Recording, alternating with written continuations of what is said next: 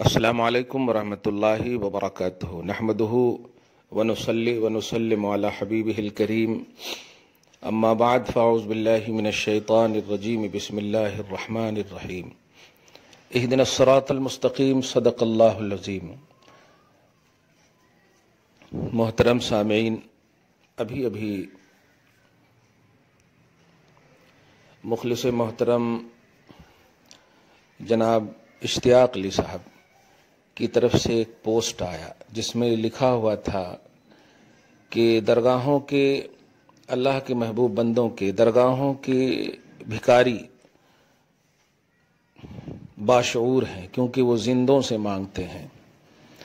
یہ غالباً اہل سنت و جماعت کے عقیدے کے علاوہ جو جماعت والے ہیں ان کی طرف سے یہ نظر اور یہ نظریہ اور یہ فکر ہے اور ہو سکتی ہے۔ سچ ہے، لفظ درگاہ بھی نکل ہی گیا ان کے منہ سے، کیونکہ ہم سب کا بھی یہی عقیدہ ہے کہ اللہ تبارک و تعالی اللہ کے محبوب بندوں کے ذریعے سے وسیلے سے ہماری مدد کرتا ہے۔ تو ظاہر ہے وہ جو بھکاری زائرین سے مانگ رہے ہیں ان کا یقین ہے کہ اولیاء اللہ کے وسیلے سے یہ ضرور دیں گے ہم جس بارگاہ میں بیٹھے ہیں۔ خیر، یہ تو ایک الزامی پہلو ہے۔ میں قرآن پاک کی چند آیتیں آپ کے سامنے پیش کروں اور اس سے پہلے ایک بات واضح کر دوں کہ جو شرک ہوتا ہے وہ ہمیشہ شرک ہوتا ہے، اس میں قبلیت بعدیت کا پہلو نہیں ہوتا۔ یعنی اگر مانگنا کسی سے اللہ کے علاوہ شرک ہے تو وہ ہمیشہ شرک ہوگا۔ ایسا نہیں کہ فرض کیجئے کہ پتھر کو پوجنا آج شرک ہے اور بعد میں جائز ہو جائے گا یا توحید ہو جائے گی، ایسا ہرگز نہیں۔ جو شرک ہے وہ شرک ہی ہے۔ تو اگر اللہ کے محبوب بندوں سے مانگنا شرک ہے جیسا کہ اس عقیدے سے، اور اس میں بھی یہ کہنا چاہ رہے ہیں کہ زندوں سے مانگتے ہیں، مطلب یہ کہ معاذ اللہ ثم معاذ اللہ اللہ کے محبوب بندوں کو یہ مردہ سمجھتے ہیں۔ سوال یہ ہے کہ قرآن پاک کی ان تمام آیتوں کا کیا جواب دیں گے جس میں شہیدوں کے حوالے سے اللہ پاک نے ڈائریکٹ فرمایا یہ زندہ ہیں؟ تو پھر اگر یہ زندہ ہیں اور اس میں کوئی قید و بند نہیں ہے، اس میں اگر یہ مراد ہے وہ مراد ہے، تو یہ لوگ اپنی مراد پیش کر رہے ہیں نا۔ سورہ بقرہ کی آیت نمبر 154 میں اور سورہ آل عمران کی 169 جس میں صاف کہا گیا تھا ہے کہ اللہ کی راہ میں رضائے الہی کی خاطر جو اپنے آپ کو جو شہید کر دیے جائیں انہیں مردہ نہ کہو بلکہ وہ زندہ ہیں۔ تو پھر یہ شہیدوں سے یعنی حضرت امام حسین ہے، امام جتنی بھی شہداء اسلام ہیں سب سے مانگنے کا عقیدے کا اعلان کریں گے، کیونکہ زندہ تو اللہ پاک کہہ رہا ہے ان کو، اور ہمارا سینس جو کہے وہ ایمان نہیں بنے گا، اللہ کا حکم اور اللہ کا قرآن جو کہے وہ ایمان بنے گا۔ تو اللہ تعالیٰ مطلب شہیدوں کو زندہ کہہ رہا ہے، تو پھر یہاں پر زندہ اللہ کہہ رہا ہے تو ہم مانگیں، اور یقیناً ہم مانگتے بھی ہیں، اور یہ بھی پھر مانگیں کہ جو زندہ ہی سے مانگتے ہیں معاذ اللہ ثم معاذ اللہ۔ اگر یہ کہتے نہیں ہمارے سامنے جو دکھ رہے ہیں ان سے مانگتے ہیں تو پھر یہ اپنا سینس ہوا، یہ بلکہ نان سینس ہے یہ باتیں کہ ایک طرف کہہ رہے ہیں کہ زندہ سے مانگنا۔ زندہ کسے کہتے ہیں؟ بہت سارے زندہ ہیں لیکن ہر ایک کے پاس مدد کی صلاحیت نہیں ہے، ہر ایک کے پاس مدد کی صلاحیت نہیں۔ ہم بھی یہی کہتے ہیں مدد کی صلاحیت جو ہے اللہ کے محبوب بندوں کے پاس ہے۔ اب قرآن پاک کا مطالعہ آپ کریں، سورہ فاتحہ میں دیکھیں آیت نمبر 5-6 میں اہدنا الصراط المستقیم۔ اب یہ بتائیے اللہ پاک خود قرآن میں کہہ رہا ہے کہ اے میرے بندو تم اس طرح مجھ سے دعا مانگو کہ اے اللہ ہمیں صراط مستقیم پر چلا، اور پھر کہہ رہا ہے کہ ان لوگوں کے راستے پر۔ اب وہ کہہ سکتا تھا نا کہ قرآن کے راستے پر، خدا کے راستے پر، کیونکہ قرآن بھی قدیم ہے خدا بھی قدیم ہے۔ اس کے علاوہ نبی کو بھی اگر ان کے عقیدے کے مطابق مانگیں تو مخلوق ہیں، اور ان کے عقیدے کے مطابق غیر اللہ ہیں، تو پھر ان کے راستے پر کیوں چلیں؟ اللہ کے راستے پر چلنا چاہیے نا۔ لیکن اللہ خود کہہ رہا ہے کہ ان لوگوں کے راستے پر جن پر اللہ کا انعام ہے، اور سورہ نساء کی آیت نمبر 69 میں اس بات کی وضاحت ہے کہ وہ ہیں نبی، صدیق، شہداء اور صالحین، انعم اللہ علیہم من النبیین والصدیقین والشہداء والصالحین۔ پہلی تین کیٹیگری کو اگر عام اور جنرلی اعتبار سے رہنے بھی دیں تو صالحین میں اولیاء اللہ بہرحال ہیں، درگاہ والے بہرحال ہیں، ان کی مطلب سوچ اور سینس کے مطابق بھی۔ تو ان کے راستے پر چلنا، ان کے راستے پر چلنے کا مطلب کیا ہوا؟ کسی کو فالو کرنے کا مطلب یہ ہوا کہ ان کو بلیو کیا جائے، ان کو مانا جائے۔ خیر، یہ بھی ایک مدد ہے۔ تو زندوں اور مردوں کی جو قید ہے یہ اپنا سینس ہو سکتا ہے، اللہ کی بارگاہ سے یہ حکم نہیں، یہ توحیدی پیمانہ نہیں ہے۔ جو شرک ہے وہ ہمیشہ شرک ہے، اس میں حیات موت کی کوئی قید نہیں ہے۔ اللہ کے محبوب بندے مددگار ہیں قبل حیات بھی اور بعد حیات بھی، یعنی انتقال کے بعد بھی، کیونکہ موت ان پر ایک لمحے کے لیے آتی ہے، پھر ہمیشہ ان کو زندگی ملتی ہے۔ ایسے ہی جیسے اللہ پاک نے شہیدوں کے حوالے سے فرمایا بل احیاء، وہ زندہ ہیں، زندہ کی طرح بھی نہیں فرمایا، بل احیاء، وہ زندہ ہیں، انہیں مردہ گمان بھی نہ کرنا، خیال میں بھی نہ لانا، ڈسکس بھی نہ کرنا۔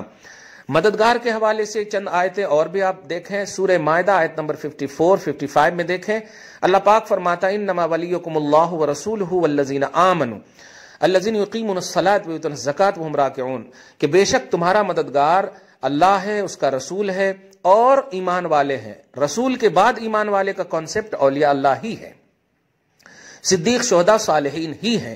اس کا مطلب یہ ہوا اللہ بھی مدد کر سکتا ہے، نبی بھی مدد کر سکتے ہیں، اللہ بھی مددگار ہے، نبی بھی مددگار ہیں اور اولیاء اللہ بھی مددگار ہیں۔ اس میں کوئی کنڈیشن نہیں لگایا کہ نہیں انتقال کے بعد نہیں۔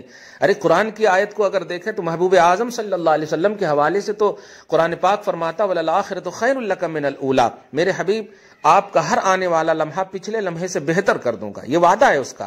سوچیں آپ، اگر ظاہری طور پر 63 سال کی زندگی ان کے حوالے سے مراد لیں کہ زندہ ہی تھے معاذ اللہ ثم معاذ اللہ، اور اس کے بعد نہیں، تو پھر یہ اللہ پاک نے بعد والی زندگی کو بہتر کہا ہے، تو کیا مطلب ہوا کہ 63 سال والی زندگی جب مانگ سکتے تھے یہ بہتر تھی، اور بعد والی زندگی جو رب کہہ رہا ہے بہتر، اب مانگنے کی صلاحیت نہیں تو بہتر کیسے ہو سکتی ہے؟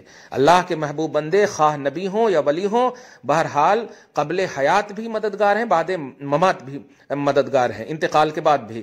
آپ دیکھیں سورہ یونس کی آیت نمبر 62 34 سب میں دیکھیں، اب بے شک اللہ کے ولی وہ ہیں جن پر نہ کوئی خوف ہے نہ کوئی غم ہے، وہ ایمان والے تقوی والے ہیں، ان کے لیے دنیا میں بھی خوشخبری ہے، لہم البشرا فی الحیات، دنیا میں بھی خوشخبری۔ دنیا میں خوشخبری کیا ہے؟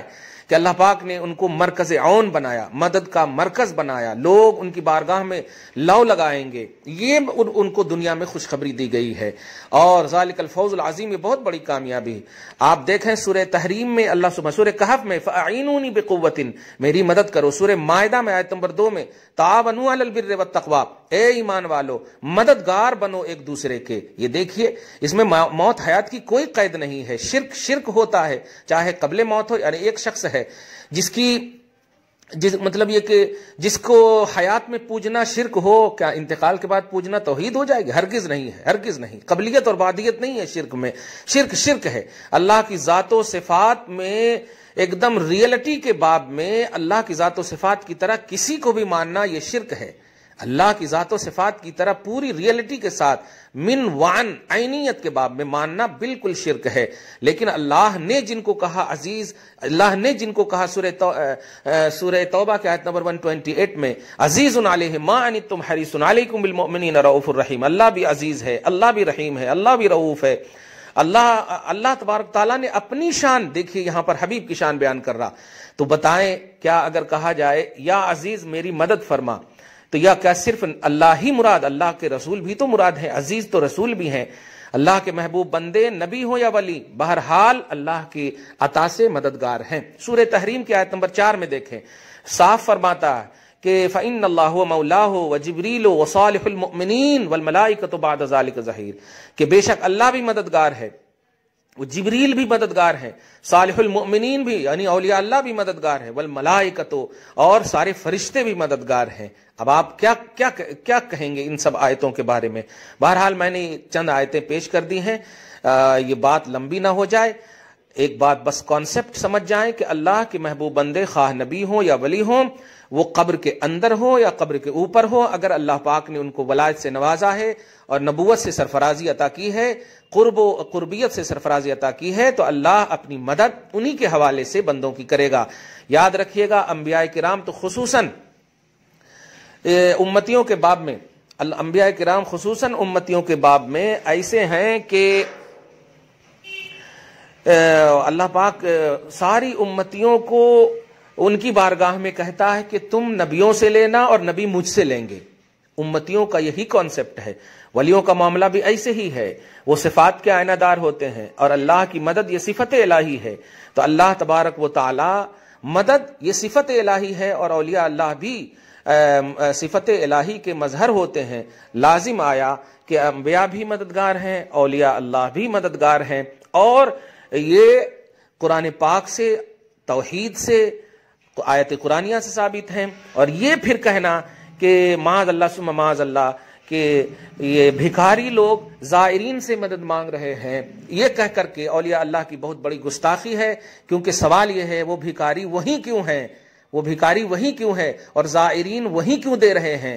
مدد کرنے کے لیے گھروں میں بھی آ سکتے تھے اور بھکاری اپنے گھروں میں بھی رہ سکتے تھے, چوراہوں پر بھی رہ سکتے تھے, لیکن اولیاء اللہ کے قرب میں کیوں؟ ان کو معلوم ہے کہ ان کے اشارے ہی سے زائرین کے دل میں ہماری مدد پیدا ہوگی, اسی لیے وہ ان کی بارگاہ میں بیٹھے ہیں. بہرحال اللہ سبحانہ ہم سب کو اپنے محبوبوں کے صدق و طفیل میں حیات نصیب فرمائے, زندگی نصیب فرمائے, اور اس قسم کی شرارت سے ہم سب کی حفاظت فرمائے. والسلام علی من اتبع الہدی.